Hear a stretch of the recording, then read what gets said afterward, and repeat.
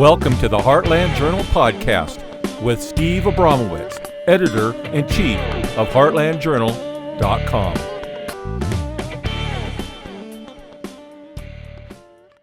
Howdy, y'all. Welcome back. I'm Steve Abramowitz still, and this is the Heartland Journal podcast again.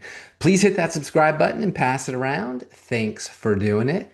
On this show, we are focusing on our nation today with always an interesting person making a positive change in our community and lovers of truth. Today, we are talking with special guest author Michael McClellan. Michael McClellan lives in California with his wife and their two daughters. He received his history degree from Yale with an emphasis on the late 19th and early 20th centuries. Since childhood, he has loved reading large canvas historical and imaginative fiction the most. He eventually realized there was a book he wanted to read that had not yet been written. The story became The Sand Sea. Here it is right here. It is his first novel. Clocking in at 1,069 pages. That was my copy. Huge. The Sand Sea, Book 1 of the Sand Sea Chronicles, takes place on an alternative Earth roiled by war and conquest that mirrors our own Gilded Age. The treasure that ignited greed and folly in this parallel world is not petroleum, but beserite, a mineral of immeasurable value. Captivated by an ancient prophecy and the call of adventure, inexperienced nobleman and scholar Peter Harmon, think of a young Winston Churchill-like character, joins an expedition to stake his nation's claim to a global empire. Harmon's destination is a vast and inhospitable desert halfway around the world, dominated by the iron-fisted Grand Vizer Jemojeen Jongdar, a tyrant on a mission to secure the ancient and supernatural staff of the ram, the lion, and the serpent. Jongdar knows the truth that others can only imagine. The one who controls the staff will possess the power to rule the world. Before he can seize his destiny, Jongdar must find and destroy the one person capable of thwarting his ambition, the rightful heir to the Sand Sea realm, an innocent woman named Selena Savinar. Can the brave and indomitable Selena accept her true destiny and rally her people in the eye of a gathering storm? To do so will require her to outwit the man who burned her father alive and left her an orphan and beggar a lifetime ago.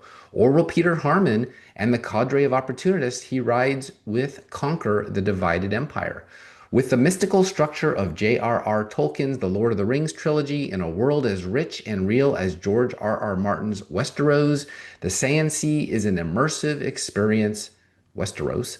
The Sand Sea, that's from Game of Thrones.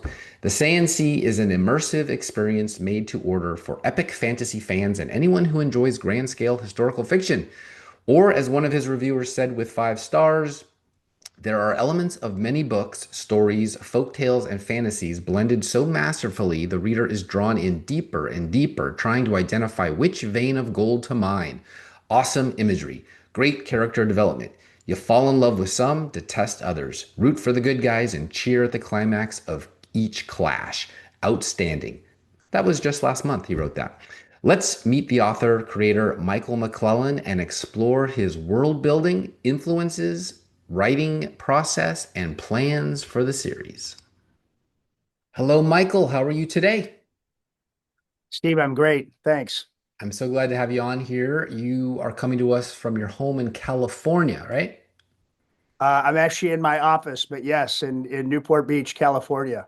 Home in California. All right. So the family is still there. Are you one of these folks that are just waiting for your youngest to graduate so you can get out of there? Or what's going on with you in California?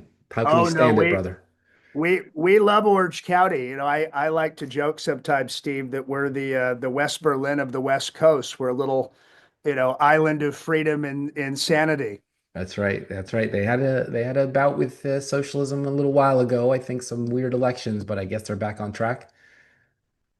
Uh, well, they just had that proposition that I think is going to do a bunch of gerrymandering. But again, in Orange County, we've got a. Have you ever spent any time in Orange County? I went to college in Orange County. Yeah.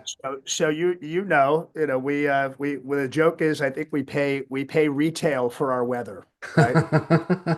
For now, they're trying to change that as best they can. Fires. Yeah, Gavin was just over there in Brazil saying that the Palisades fire was climate change. He's back at it again. All right. Well, glad that didn't affect you. That's for sure. At least down in Orange County, you have that bubble, the orange curtain. So let's talk about your fictitious home and lands of mythical adventure. The Sand Sea fuses 19th century imperial adventure with deep mythological world building.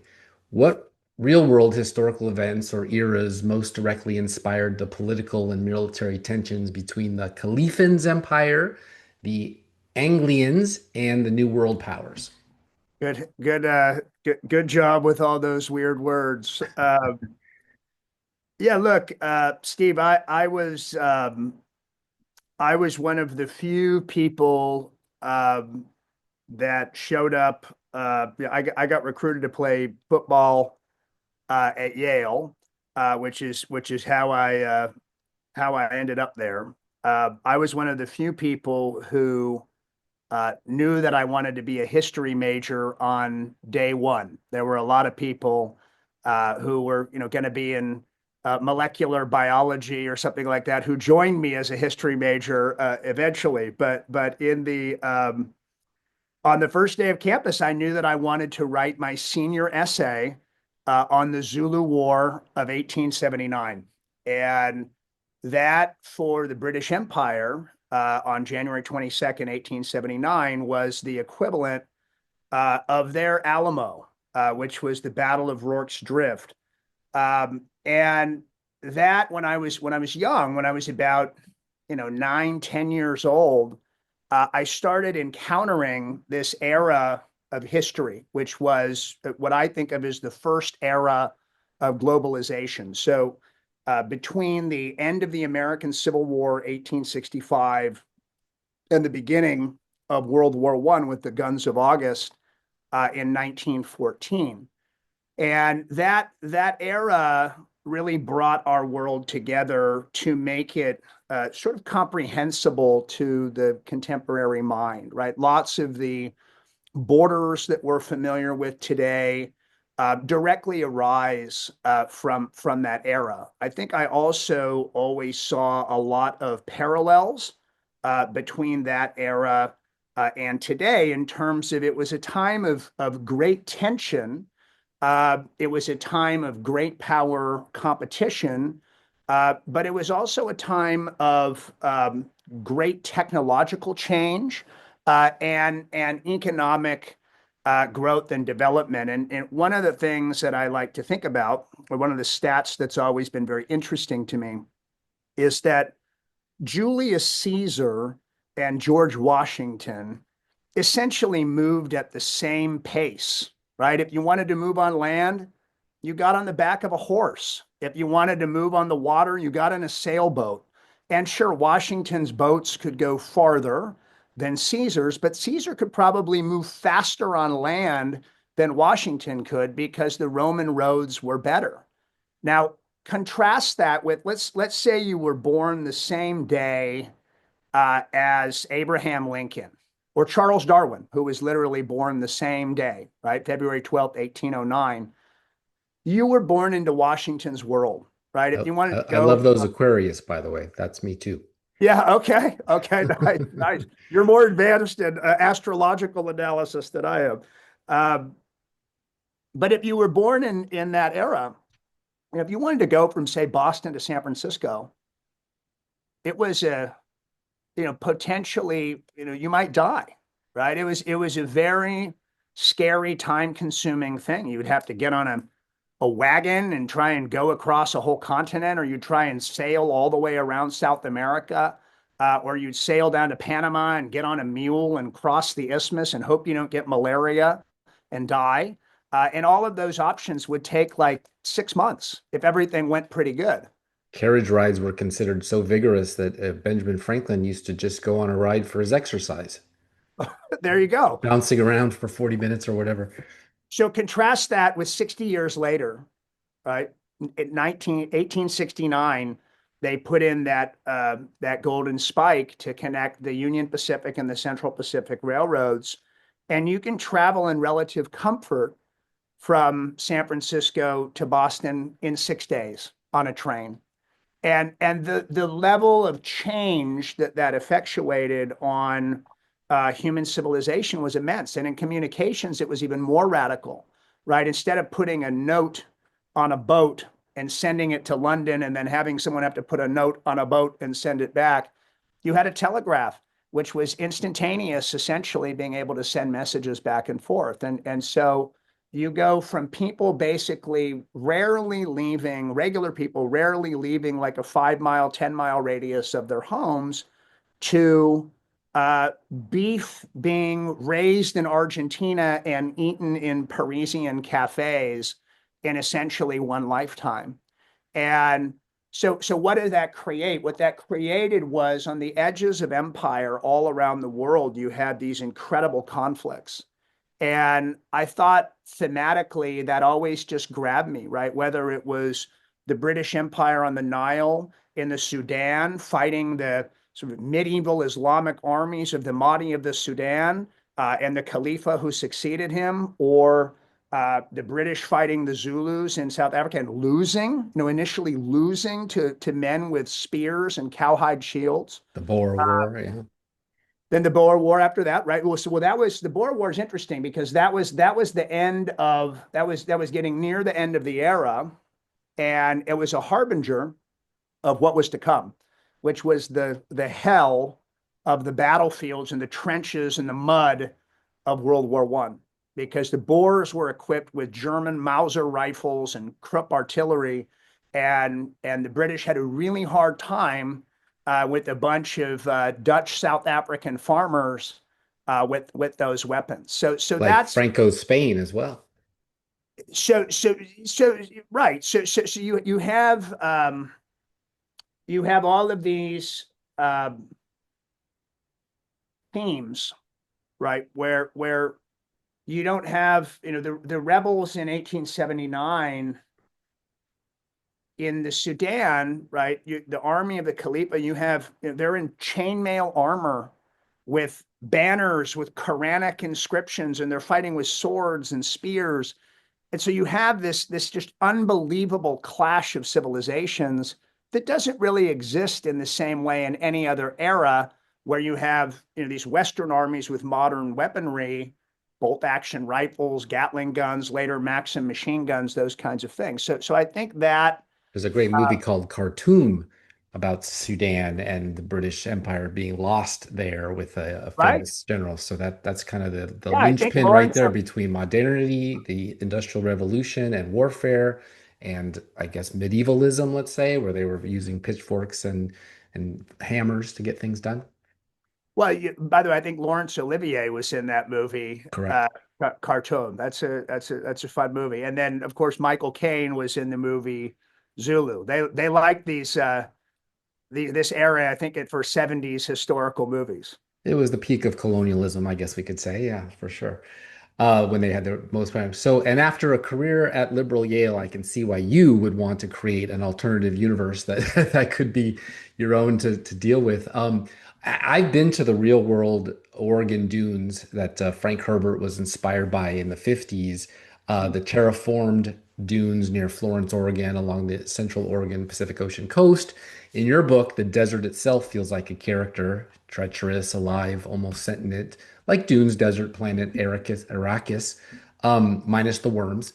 How do you approach crafting the geography, ecology, and cultural relevance for the Sand Sea? And were there specific deserts, Sahara, Gobi, whatever, that served as primary models for you? That's a great question. So one of the things I wanted to do is I wanted to mimic the geopolitics of that era, of the first era of globalization. And of course, some geopolitics are always influenced. I wouldn't say determined, but I would say significantly influenced by geography.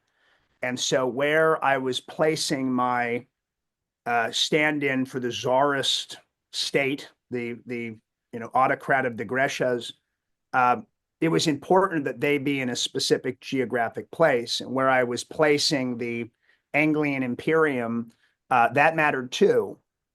where I was able to uh, have some fun with the map.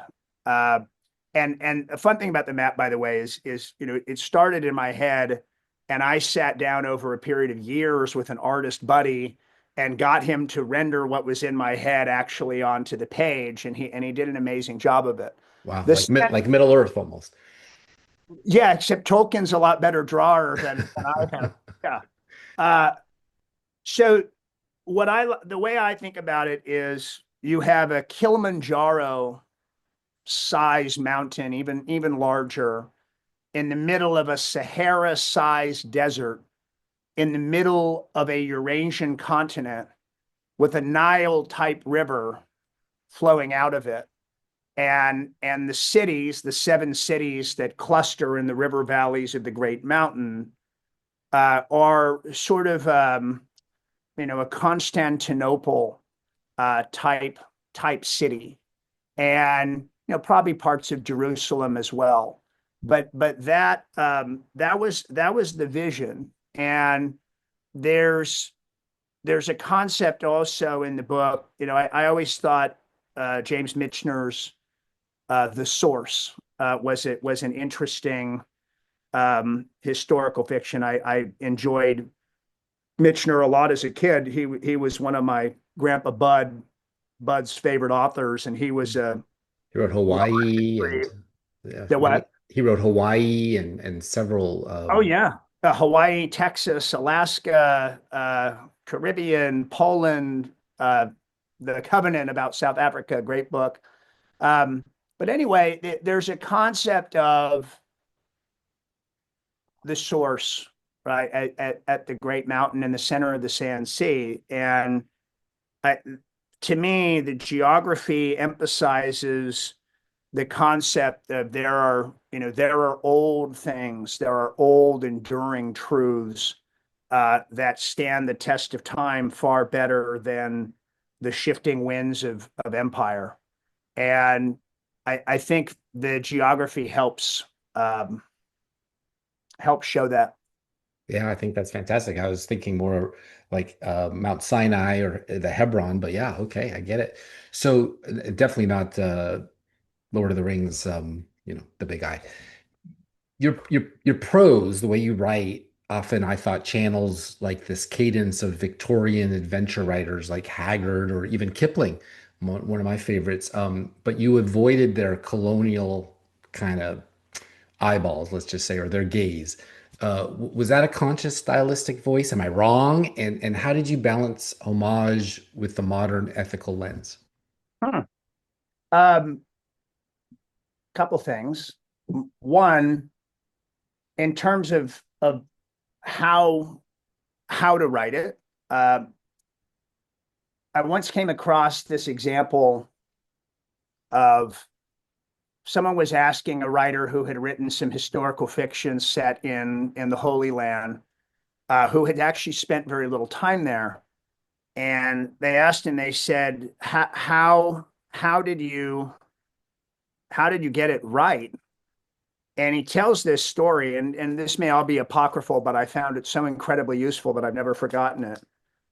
He says, well, when I did go, my guide, my Bedouin guide, asked me how I slept, and he said I slept like a log, and the man had no concept what he was talking about, because that wasn't an idiom that he knew. He's like, oh, you slept like a dead camel. And he said the way I figured it out was I had to convert all of the logs into dead camels. And so I think when I'm writing the Sand Sea, I try to make sure that all reference points, all thoughts, all words are reflective of their experience. And so that answers, I think, your other question too, which is, look, when I'm writing, Harold Milton Stanwich, the explorer, who's of course based upon the real life Henry Morton Stanley, and he's giving his speech at Three Gods College in Anglia, he's saying, we have to answer history's call, wherever the Anglian Imperium goes, there goes the light of civilization, right? That's a very sort of Kipling perspective that he has. But then when you flip it around and you're writing the Bessarion characters, I want to make sure that the world is viewed in those chapters from their perspective, right? Which is in every chapter, the perspective that it's written from needs to be as authentically from their perspective as possible. And I find that that's the most fun way to do it. Yeah. Right? Because it may have been Tolstoy that said this, but he said something like, fiction is the most fun when you have, or stories are the most fun or the best when you have a hard time telling whose side the author's on. And I try to embody that. And look, in my non-writing life, I'm a partner in a law firm, right? A litigator. And one of the things that's really important in practicing law well is you better always be able to argue the other side's case at least as well as they can. Yeah, that's a Michael Crichtonism, but I think you have a better subject matter than he does. I don't like lawyer stories. I like lawyers sometimes, but okay, maybe I don't. But you have the sprawling ensemble, right? Of course, a book that's 1,000 pages. You have Jack Caldwell, Selena Savinar, General Hamiatus, or you tell me how to pronounce it. I just have my own brain. Which character arrived fully formed in your imagination, and which required the most revision to feel authentic for you? That's a great question. I think Otto von Fanfar, which was who is one of the more heroic characters of the book. He, of course, is the commander of the 3rd Emissary Legion, who has very complicated loyalties.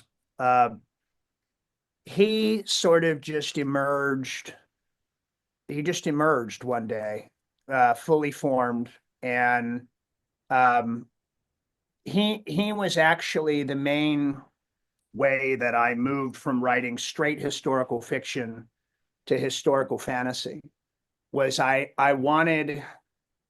he arrived and I said, essentially, I have to keep this guy, and there's something really important here that transcends pure history. And what he allowed me to do, there were famous warriors for the Ottoman Sultan, known as Janissaries. And they were typically young Balkan or Greek boys that had been taken early and then converted to Islam, and they became the most formidable soldiers in the Ottoman Empire. And those soldiers have always been very interesting to me. I'm half Greek ethnically. Are those the ones that ended up going up against the 300? No, so I mean we're talking. That's the 300 Thermopylae would have been 480 BC. So we're talking, a millennium later. This would be like under Suleiman the Magnificent. Like this would be more like Battle of Vienna, in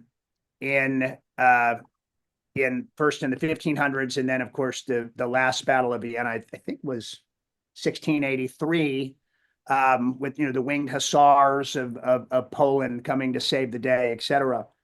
But to me, I at Yale, I took a class called Gunpowder Empires when I was a sophomore. I would have been 19 years old, and it was about the Ottoman, Safavid, and Mughal empires. The Ottomans in the Levant in Turkey and the Balkans, the Safavids in Persia, and the Mughals in India, and one of the innovations that I wanted to do for the novel was to bring an amalgamation of those empires forward hundreds of years, so that when they were still sort of powerful and nearly at their peak, that they were actually situated in the late 19th century, as opposed to the real situation in the 19th century where the Ottoman Empire was the sick man of Europe. and essentially being kept on life support by the British and the French, maybe Bismarck too, in order to deny the Russians access to the Straits, to the Black Sea, Bosporus, Dardanelles, and Constantinople.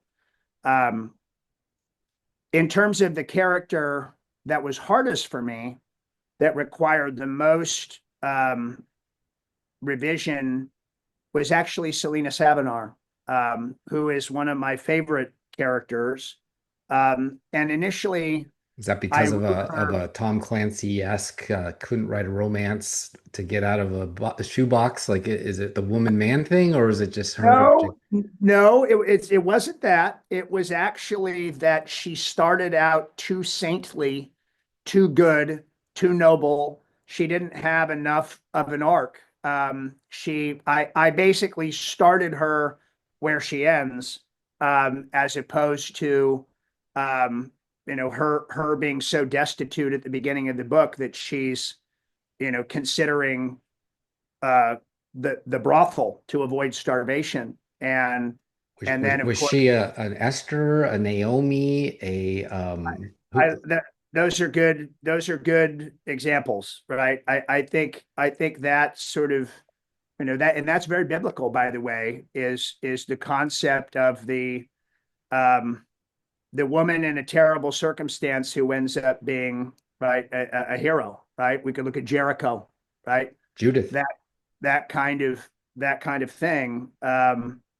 So yeah, I think all of those themes are present, if not explicitly, then certainly implicitly. Who would you want to see play Jack and Selena in a movie? Uh, you know, Jack is sort of a less sympathetic, Han Solo kind of character. So I think a lot of people could play that. In terms of Hannah, she's sort of central casting, statuesque blonde, right? So I think there's probably a lot of people who could play that too. But that's a good question. Okay, can't be Lanny Wilson with a twang, so it has to be somebody from with British Isles, maybe Natalie Or Portman. they just have to have a good ability to change their voice. So, what's your favorite quality of Winston Churchill that made it into your characters? Hmm. Well, I love Churchill very much. Always have. I think for him, I think he wanted to do the right thing for the right reasons most of the time. And I think I don't know that his heart was always there, but I think he lived in such a way that he tried to get it there. And I think that, ultimately the most interesting thing about Churchill to me, the most important thing about Churchill to me, way beyond, and what do I love about Churchill? A lot of things, right? I love his eccentricity. I love the incredibly rich life he lived in terms of all of the things he encountered, all of the adventures that attended to his life, his love of life, his love of food and wine and reading and conversation and all of those things. But the thing about Churchill that I think is the most important by far is what forged in him the ability to have that extraordinary courage in 1940, to stand in the gap, to stand alone, to inspire the British people to resist evil when all else was failing, when everyone else was surrendering. What allowed him to have that thing? And I would say it was many things, but one of the biggest things was that he had a time in the wilderness, and he had multiple times in the wilderness. But my favorite time in the wilderness is the era right before that, right, which is 1932 to 1940. Dardanelles. well, no, I mean, that would have been back in World War One. Yes, that was definitely a wilderness, right? Him getting blamed for the failures at Gallipoli for sure. But in 32 and 40, he was viewed as a washed up has-been. He was walking into Parliament, giving speeches, telling the truth about the rising Nazi menace, and people mocked him. The original cancel culture. You're a warmonger. He's irrelevant. He's a warmonger. He doesn't get it. He just doesn't get it.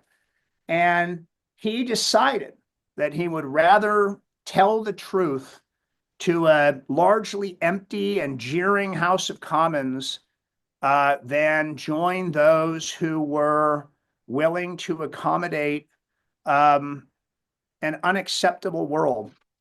And he said, look, I'm either going to be alone and wrong, or what actually happened, of course, was that events turned to make him look like a prophet. And England decided, the only one who can save us is Churchill, and they were right. That is true. That is an excellent observation of a man who probably was one of the greatest of the century. So prophecy plays a structural role, sort of like the book, The Wheel of Time. I don't know if you're familiar with that, Robert Jordan. Yeah. Okay, maybe the listeners aren't. It's great. How do you prevent predestination from undermining character agency? And how far ahead have you mapped the prophetic arc across the planned trilogy, or I guess sevenology, whatever that's called? I think you have to hold. Well, look, I mean, I think that the concepts of destiny and free will are very interesting. And as a person of faith, I do believe that people are called to certain things, and that part of our duty as humans is to be receptive to that call, and to not resist it. Right? That eventually we have to do what we are meant to do what we're supposed to do. But in the context of that journey, there are thousands, hundreds, dozens, thousands of choices that we make that are significant. And I've long believed, and part of this is as an athlete, part of this is as a writer, that the way we behave in the big moments was shaped by thousands of choices in the small moments, right? That those thousands of small choices form our character, and our character becomes our destiny. And I don't think that repeated use of choice, of will, vitiates or eliminates this concept of calling and destiny. And I actually think the interplay of those two things is very interesting and very important, and very real. How far out have I plotted the story? I have a pretty clear sense of where we're going. But one way to think about it is, if you're sailing to Tahiti and you're in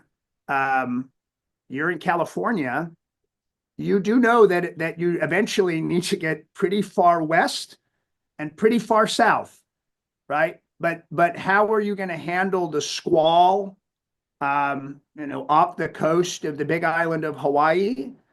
I let that often play it out when it's happening, right? I find that often my favorite scenes are those where I find myself or find the characters in trouble, and I have to write them out of it. I have to figure out how they're going to get out of that problem. And it's I had to figure it out. It's real for me, and it ends up, I think, feeling real for the reader. That's where the excitement comes in. So the magic system is very subtle, less out front like the Force in Star Wars, tied to bloodlines, artifacts, and the Sand Seas anomalies, of course. What rules govern its limitations, and will we see those boundaries tested or broken in books 2 and 3? I think I think what's a lot of thoughts on this. One, to me, keeping the metes and bounds and limits of supernatural power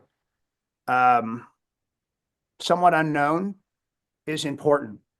And I think for me, there was given that part of the thematic power of the book is going back to the source and recognizing the enduring power of the eternal things, even in the midst of great technological change and innovation and human imperial power.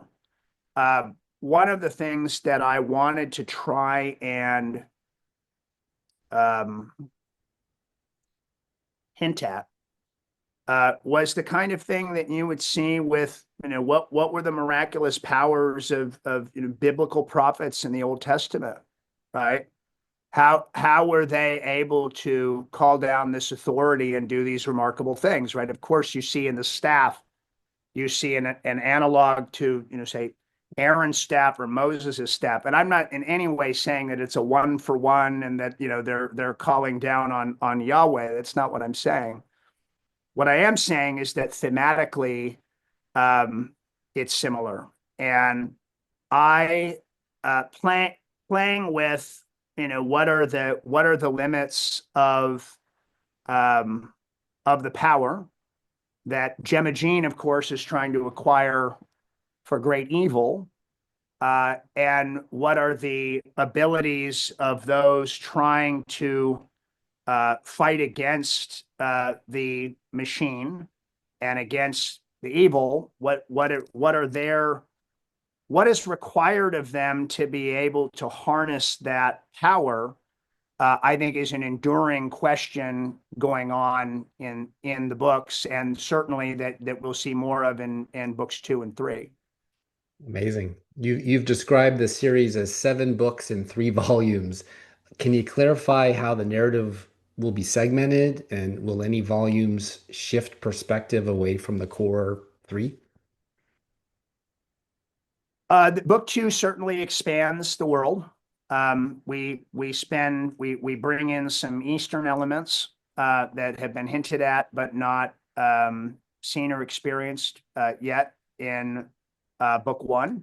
And then there is an augmented or escalating involvement from the imperial powers in the second book as well, right? I mean, in the first book, you have a handful of New Anglians, a handful of Anglians, and a handful of Grecians that are sort of the tip of the spear trying to get the beserite. Oh, by the way, that's another interesting dynamic, is how does the resource, the very special resource of beserite, interface with the supernatural? That's another enduring theme that's been very fun to work with. How old do you think you'll be when number 7 comes out? And do you think your own ideas today will change by the end, and maybe a more mature person, lived experiences, they call it, will be writing it than the one who began the adventure 5 years ago? Like, can you foresee this going somewhere you can't even fathom right now because you personally will be different by then? I think the first one took me 10 years, and I'm 5 years into writing the second one. And I wish part of me wishes I knew how to write faster. Part of me doesn't.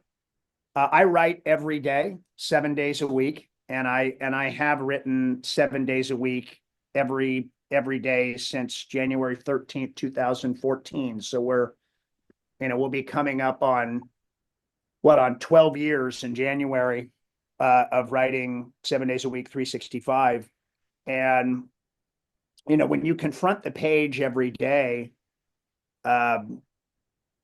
I like to write early in the morning, right? My favorite time to write is 5:05 a.m. I wrote at 5:05 a.m. this morning. I think Well, maybe not 5:05. Maybe I think I started a pot of coffee. Maybe it was a few minutes after that. Oh, you're slacking. Um, yeah, I know. I know. Sorry. I think you absolutely have life, intervene, right? When you're writing as a father of, 2 and 3 year olds versus a father of teenagers, I think that affects you. I've been involved in various political campaigns and things like that, and those, the things you see and encounter with the media, with all of those things, I'm sure that those all, accrete into your mind. One of my favorite things about writing, by far, is you have the ability to use literally everything you encounter and deploy it into your fiction. Meaning, if you start learning a lot about botany, you can deploy that in an interesting way into your work. If you start understanding physics better, or start understanding chemistry better, or you know a lot about geography, you know a lot about history, you know a lot about clothes. All of these things can get deployed, and I usually have 40 or 50 books going that I'm reading at any given time. And I just love that continual sort of flow of inspiration and information to be able to use in the fiction. That's amazing. Yeah, 40 or 50 at a time. Wow, that's amazing. So the Caliphans, the Anglians, and I think it's pronounced Quians, Quian. It's, when you're reading a book, you have to kind of make it up as you go when you make it up. But they have richly detailed languages, scripts, and, religious schisms. How much of their linguistics and theology did you construct yourself out of thin air versus borrow from real world analogs, Arabic, Persian, Zoroastrianism, Uh, etc.? uh, the goal was to root it in um, in historical reality, to keep those themes cogent. Uh, but I also, my mentor in writing for many years has been a remarkable man named Stephen Pressfield, and he wrote an amazing book about the Spartans at Thermopylae, which you mentioned earlier, called Gates of Fire. He wrote The Legend of Bagger Vance, about a spiritual book about golf. He actually has a new book coming out soon that I'm really looking forward to. Uh, he said to me many years ago, he said, "Look, remember always that the story comes first, which is it's good to stay rooted to things you want to stay rooted to historically, otherwise. But if you've got to make it up, if you've got to change it in order to serve the story, that's always what you should do." And so I do try to root many components of the book in historical precedents and reality, and I do that in part because it helps it feel real, even if we don't know why, right? Even if you know nothing about the Bengal Lancers, if the cavalry regiment is really based upon Skinner's horse, the first Bengal Lancers, there's sort of there's a depth, there's a texture, there's a realness to it. It's like, how do these guys seem so fully formed? Or And familiar. part of it often is because they're based on real characters. But some of the best things in the book are just straight up. They just came from doing the work, right? They were. Steve talks about that when you show up every day, that you get the reward of inspiration, right? That often the best stuff will arrive unexpected, while you're there day after day showing up, and you don't necessarily know what day those things are going to arrive. And that Yeah. happens all the time to me, right? I mean, I will Especially with have such a sprawling epic that covers so much territory, you have the ability to draw in. Basically turning your Yale history education into something more than just memories and fond stories. You can actually make them your own, and that's fantastic. I mean, that's the way I look at it. If I was going to make a movie, I would want to pull memories from my college years too, and say like, well, there, my film degree was worth something because doing a podcast is not exactly USC film school diploma worthy, but Peter Harmon's betrayal and the broader theme of imperial rot echo Conrad's Heart of Darkness, in my opinion. Is moral corrosion within the empire a central thesis of the series, or does redemption remain possible for even the most compromised characters? And I asked you that because I know you're a faithful person, and redemption is obviously the greatest story ever told. So I'm wondering if that's where we're headed. I think all empires struggle with moral rot. I think um, I think it is in the human condition to abuse power, and I think the wisdom of our founding fathers, um, and I subscribe to the theory that they were not idiots. I think they understood human nature incredibly well. And the great Madisonian insight, right, the insight of the Federalist Papers, Federalist 10, Federalist 51, is that power, for liberty and human flourishing to exist, power must be checked and balanced. And the old adage that power corrupts and absolute power corrupts absolutely, I think that's true. And we are living in times where lots of those things are being tested all over the world, right? You don't hear a lot of people anymore saying, "Oh, we're at the end of history, everything's solved," right? And there were people saying that 20 years ago. I thought they were wrong then, and I think there was a debate between Samuel P. Huntington of Harvard, who believed in Clash of Civilizations, and Francis Fukuyama, who believed we had reached the end of history. And I remember 25 years ago thinking that Huntington was right, and that Fukuyama was wrong. And so I do think the concepts of imperial redemption, or redemption of the values of a society that are worth redeeming, I think that is absolutely a trend and a thesis in the book. But I also think it's this concept of often courage as a willingness to look at the overwhelming power of the machine around you and saying, there's something wrong here. Right? There's something that's breaking things that are important that need to be resisted. Your day job is international development and counterterrorism policy. How do you Me? No, it isn't. No, I know. Your day is your lawyer. So how do you do your lawyer experiences with the CNC's, themes and whatever? Is there a US law component to your thinking, or do you just try to escape your day job life to create this fantasy? Oh, no. I think, look, I've been a litigator for 20 years. And one of the things that you see, one, working in any institution, but two, dealing with people that are under pressure, right, that are passionately fighting about something, is you get an incredible window into human nature. And you get to see how people respond to pressure. You get to see the good, the bad, the ugly. And so I think that ongoing exposure to people under pressure,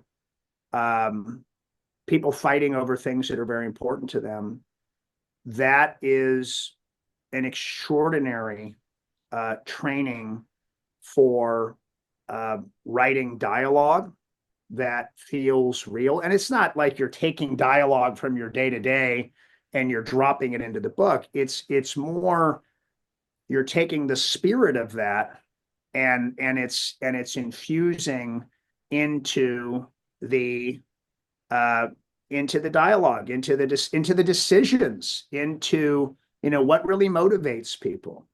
And oftentimes the thing someone's saying is very different from the real thing.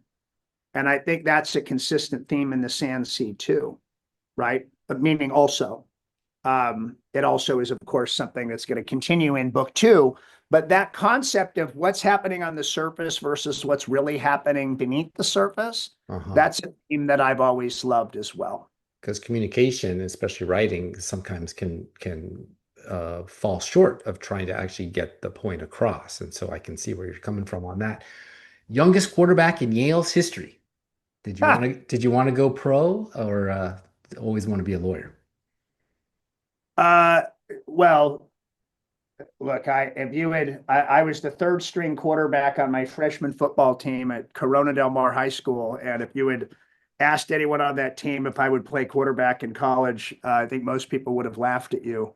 It ended up being an amazing journey. I had a great senior football season in high school and then got invited to go play in college. When I showed up on campus, I had just turned 18 years old. And there I was the fourth string quarterback. I was the first string freshman quarterback, but the fourth string quarterback on the team. And all three upperclassmen were injured in the preseason. And so I ended up, yes, being the first freshman to start at quarterback for Yale in 92 years. After Tad Jones in 1905. So this would have been September of 97. Of course, I threw 4 interceptions in that game, which I'm not proud of. But you know what? It was a really special thing for life, and a really special thing for me to be able to counsel people who are dealing with disappointment, in the sense that right before that game, I was in Sports Illustrated, the New York Times, hometown papers running a big spread, New Haven Register, all this stuff. And then, of course, you throw 4 interceptions and it's like, oh, well, forget that guy, right? And so when you live through those things, and I think this informs, the writing and Peter's journey and all of these things. When you live through those things, you're able to talk to people that are dealing with a disappointment. Hey, someone ran for this political office and they lost and they're devastated. I'm like, well, let me tell you a story about, how fickle the adulation of the moment can be. Yeah. Awesome. Thanks for asking. Oh yeah, you have 2 daughters. Are they following dad into writing or law or sports? And is Selena a compilation of them? Ha. Well, And I guess your wife too. I should throw that in there. they're amazing. They're amazing girls. My wife's a great woman. My daughters are both, they're great little flag football players, actually, and I coach both their teams. Flag football in Southern California has become a huge sport, one of the biggest sports. And that has been really fun to see, because I never thought, not having sons, I'd be able to coach football. I'm now on my 8th season coaching Violet's team and my 6th season coaching Cats. Wow. And they're probably going to play in high school. They'll probably play in college now that colleges are adding flag football as a sport. It's now an Olympic sport. So that's really fun. In terms of their academic talents or interests, I think they both love stories. One of my favorite stories of all time about Catherine, our oldest, who's now 13, 7th grade. When she was I think she was maybe 5, and I was watching the Lord of the Rings movies with her. And of course, my wife was like, she's way too young to be watching these movies. You've got orcs getting their heads cut off, whatever. And but she was loving it, and I said, no, let's just keep going. So we get to the end of Return of the King, the 3rd movie, and Frodo, spoiler alert, Frodo and Sam had succeeded in destroying the Ring of Power, putting it into the fires of Mount Doom, and Mount Doom has erupted, and the Eye of Sauron has collapsed, and After 110 years, by the way, you don't have to spoil it anymore. If you haven't read it by now, you're never going to read it. So forget it. Exactly. So we're now at the wedding scene at Minas Tirith, and Aragorn and Arwen are getting married. And I turn to Catherine who again, I think is maybe 5 years old at this point, maybe not yet 5, and she has tears running down her cheeks. And I'm going, oh my gosh, oh no, this was too much for her. Sam's going to kill me. And my wife, and I turn and I said, Kat, is everything okay? And she says, Daddy, I'm just so happy. And I said, oh, she got it. She got it all. And that was a big, big dad moment to see your child understanding the thing and the thing behind the thing and the meaning of all of it and be swept up by it. So look, I hope that they both do creative things. I hope they do, more than I ever could. That's amazing. All right. Well, finally, without spoilers, what single image, scene, or revelation in the forthcoming The Mountains of Gold and Fire, which is book 2, are you most excited for readers to discover, and why do you think it might reframe their understanding of book 1? Wait, by the way, where did you get that title? Is that not it? No. I mean, it's not a bad title, but I Online. I got it online. You never know what you get out there. There's a couple that I'm bouncing between. I Okay. don't want to say what I think the title is likely to be yet.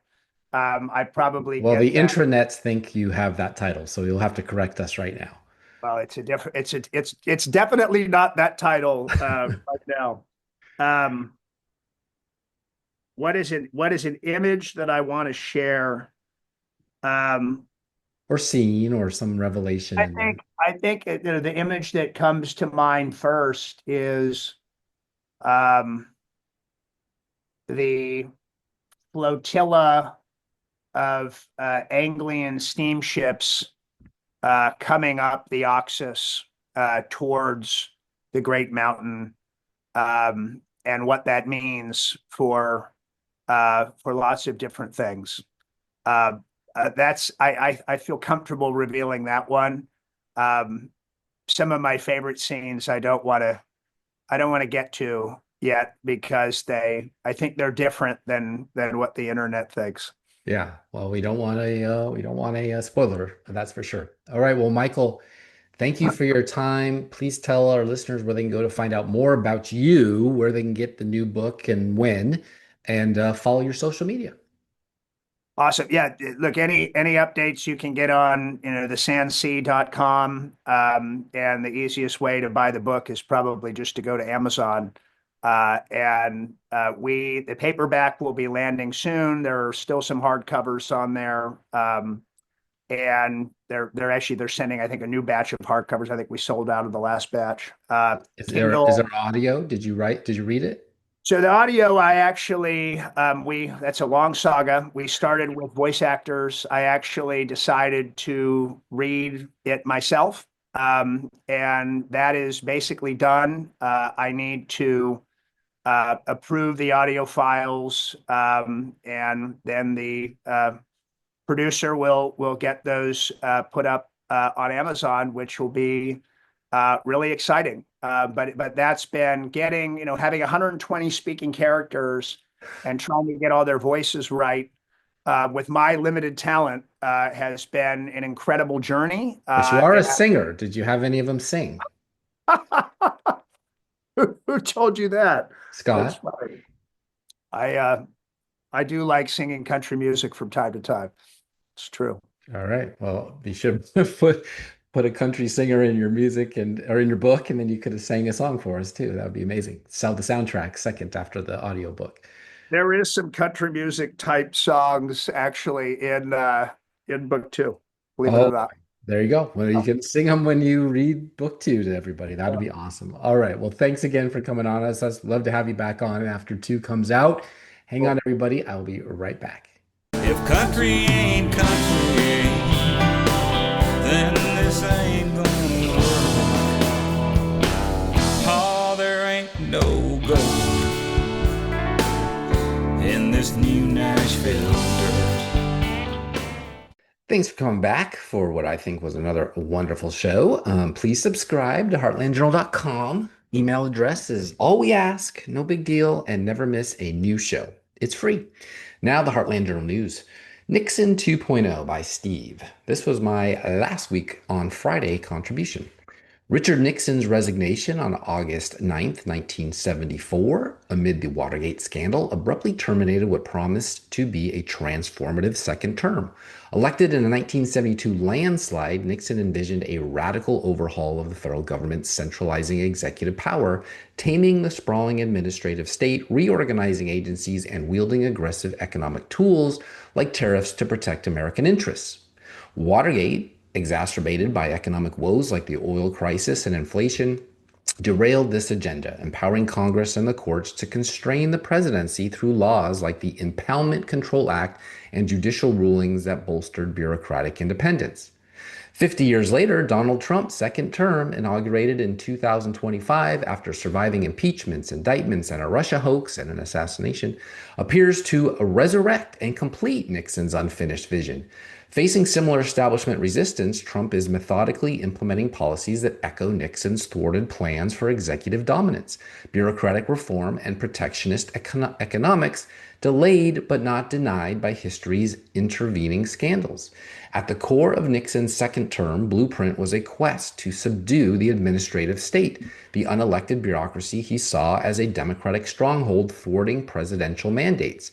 Nixon aimed to reorganize cabinet departments, consolidate independent agencies under White House control, and reassign or punish career civil servants who resisted his policies, viewing his reelection as a mandate for revenge against first-term opponents. He pioneered the administrative presidency, bypassing Congress via executive action to centralize domestic policy. Watergate aborted this, leading to post-resignation reforms that entrenched civil service protections and limited impoundments. The presidential refusal to spend congressional appropriated funds. That's important. He limited impoundments, but they truncated that. So the presidential refusal to spend congressionally appropriated funds, waste, fraud, and abuse. Congress waged war against Nixon. As Justice Alina Kagan later described, winning the 1974 Impoundment Control Act and Burger Court decision like Train v. City of New York, which curtailed executive discretion. Trump, like Nixon, entered his second term decrying a deep state of disloyal bureaucrats. Reviving Nixon's playbook, he has pushed Schedule F, reclassifying tens of thousands of senior civil servants as at-will employees, enabling mass firings of perceived adversaries, a direct parallel to Nixon's plans for bureaucratic purges. When Nixon impounded funds to restrain spending and assert control, sparking congressional backlash, Trump has canceled billions in foreign aid and domestic programs, testing impoundment limits with judicial backing from a conservative Roberts court. Recent rulings, such as Department of State versus AIDS Vaccine Advocacy Coalition, shield executive spending decisions from private lawsuits, effectively dismantling post-Watergate barriers Nixon couldn't overcome. Trump's early executive actions to shrink federal agencies and install loyalists mirror Nixon's aborted reorganization efforts, positioning the presidency to dominate policy without bureaucratic interference. This taming of the administrative state fulfills Nixon's dream of a responsive executive branch, unhindered by what he called an unwieldy federal workforce. Economically, both leaders wielded tariffs as blunt instruments to jolt global trade and prioritize American workers, defying free trade orthodoxy. Nixon's 1971 Nixon shock, quote unquote, imposed a 10% surcharge on all imports, suspending dollar convertibility to gold to combat inflation, trade deficits, and foreign economic predation. Actions that reshaped the global order but were cut short by his downfall. This protectionism echoed his first-term wage price controls and revenue sharing to empower states over federal overreach. Trump's tariffs, up to 54% on imports from over 180 countries, included 25% on Canada and Mexico, evoke this shock therapy, aiming to rebalance deficits and revive manufacturing. Critics decry the inflation risk, much like the 1970s stagflation that plagued Nixon, but Trump pressed on, coupling tariffs with deregulation and tax cuts to unleash growth, extending Nixon's, quote, new federalism, end quote, vision of developing power while protecting U.S. sovereignty, new federalism. Both faced retaliation and economic turbulence, yet their unilateralism signals a delayed completion of Nixon-era economic nationalism. In foreign policy, Nixon's realpolitik, ending Vietnam via Paris Accords, opening China, and resupplying Israel during the Yom Kippur War, prioritized U.S. interest over ideology, even amid oil shocks. His resignation left these initiatives vulnerable, with successors like Ford and Carter unable to fully capitalize. Trump echoes this pragmatic toughness, avoiding new wars, brokering Middle East peace deals, and confronting China, not with Nixon's engagement, but with trade wars and tech decoupling that built on Nixon's foundational shift from containment to competition. Trump's America First tariffs and alliances like NATO pressure extended Nixon's legacy of using economic leverage for geopolitical gains. Delayed by decades of globalization, Nixon inadvertently accelerated. Nixon and Trump shared disruptors' traits. Anti-media rhetoric, appeals to the silent majority or MAGA base, and vows of vengeance against elites. Watergate's legacy, ethics laws, independent counsels, mirrors independent Trump overcame, empowering him to erode those very constraints. Where Nixon fell to scandal, Trump's resilience allows him to finish the job. A presidency unbound, bureaucracy reined in, economy protected. This delayed second term isn't mere coincidence, it's historical vindication, with Trump's actions bolstered by a sympathetic judiciary realizing Nixon's mandate after 50 years of bureaucratic entrenchment. The risks are high, inflation, institutional backlash, but so is Nixon's vision, now unfolding in Trump's America. That's it for this episode. Thank you, Michael McClellan, for bringing fantasy to the world. We have so much revelation and disclosure these days, and to escape in a fantasy for a while is a wonderful gift. Thank you. And as his fan Winston said, probably not Churchill since it was written last year, 5 out of 5 stars, electrifying. The story is just amazing and won't let you feel like a slog reading through the long novel. It is very gripping and it's hard to put it down. Check it out, $9 on Kindle, probably free on your local library app. This is goodbye for now. I'm your host, Steve Abramowitz, editor-in-chief of HeartlandJournal.com. Peace in our time and glory to God. Esther 4:14. When you start to feel unqualified or ill-equipped, ask God to reveal how he plans to use you in the circumstance, and he will. Here's our Daily Bread Ministries take on exactly that, and someone singing the theme to Dune. Bye.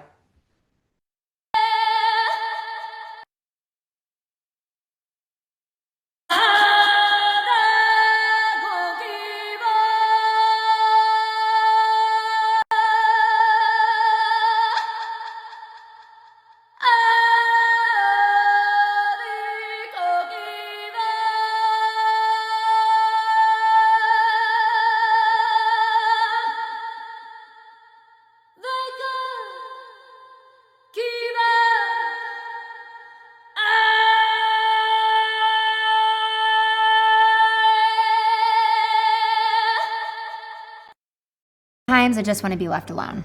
I'm tired, I've had a long day, people at work are driving me crazy, and boom, at the end of the day, I look at my phone and there are five voicemails from a friend. Something's wrong for sure, but I'm so tired. I still have a ton of stuff to do, and calling her back is just one more barrier between me and the couch. But then I feel something in my heart telling me I need to call her back. I'm needed, and sometimes I just hate that voice. So I call her, and yes, she really needed me. I could almost feel the tears streaming down her face, and it turns out the circumstance she was sharing brings me back to something 8 years ago that allows me to not only understand her fear, but also what to say and provide relief. In Esther 4:14, it says, "For if you remain silent at this time, relief and deliverance for the Jews will arise from another place, but you and your father's family will perish. And who knows but that you have come to your royal position for such a time as this." What I love about the story of Esther, and this scripture in particular, is that while there was a huge threat to her family and an awareness that a decree has been set to kill her people, Esther quickly recognized that she was placed in her position to win the heart of the king for a purpose.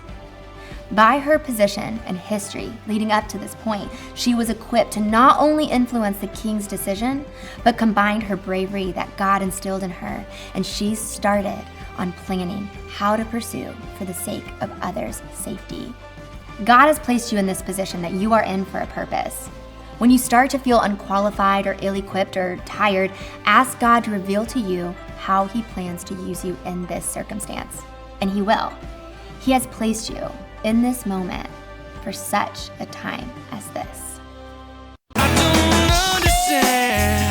Heartland Journal Podcast is the media property of heartlandjournal.com, where you can find news stories, commentary, and content serving the heartland of America. Any views or opinions represented on the podcast are personal and belong solely to the creator and do not represent those of the people, institutions, or organizations that the creator may or may not be associated with in professional or personal capacity unless explicitly stated.